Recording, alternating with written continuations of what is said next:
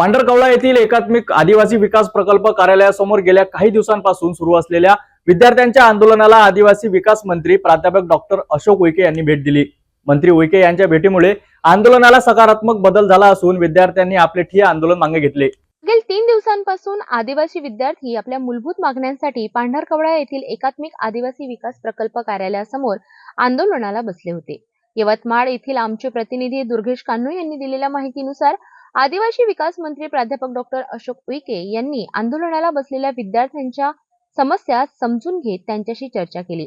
यावेळी विद्यार्थ्यांनी आपली प्रमुख मागणी मांडली। स्टार्ट होत असेल तर आम्हाला मान्य आहे, पण व्यवस्था राहिली पाहिजे विद्यार्थ्यांच्या राहण्याची। जेव्हा हॉस्टेल पूर्ण होईल तेव्हा आम्हाला मेस पण चालेल, पण तेव्हापर्यंत आम्हाला मागणी। ते म्हणाले, महाराष्ट्र शासनाच्या वार्षिक महागाई दरानुसार प्रत्येक वर्षी आदिवासी विकास विभागाअंतर्गत येणाऱ्या जिल्हास्तरीय मुलामुलींच्या वसतिगृहांमध्ये लागू असलेल्या डीबीटी योजनेमध्ये महागाई दरानुसार वाढ करण्यात यावी। तसेच वसतिगृहात प्रवेश घेणाऱ्या मुलामुलींची वसतिगृहात उपस्थिती किमान 85% असावी आणि 60 दिवसांहून अधिक वेळ गैरहजर राहणाऱ्या विद्यार्थ्यांचा वसतिगृह प्रवेश रद्द केला जावा, अशी मागणी त्यांनी यावेळी मांडली।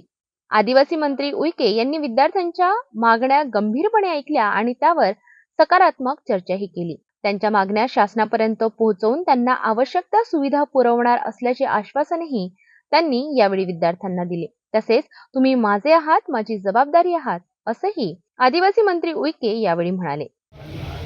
दिनांक 16 तारखेपासून उपोषणाने बसलेले असल्यामुळे अतिशय त्यांच्या रास्त मागण्या त्या रास्त मागण्याच्या अधीन असल्यामुळे पहिलं मी दिलगिरी व्यक्त करतो। तुम्ही माझे आहे, मी कौटुंबिकरित्या बोलतो, तुमचं माझं नातं आहे। एकात्मिक आदिवासी विकास प्रकल्प कार्यालय पांढरकवड्याचे प्रकल्प अधिकारी सुहास गाडे व अन्य अधिकारी उपस्थित होते। मंत्री उईके यांच्या भेटीमुळे विद्यार्थ्यांच्या आंदोलनाला एक सकारात्मक व प्रभावी मार्ग मिळाला आहे। सर्वांनी एकत्र होऊन यशस्वी आंदोलनाची समाप्ती केली।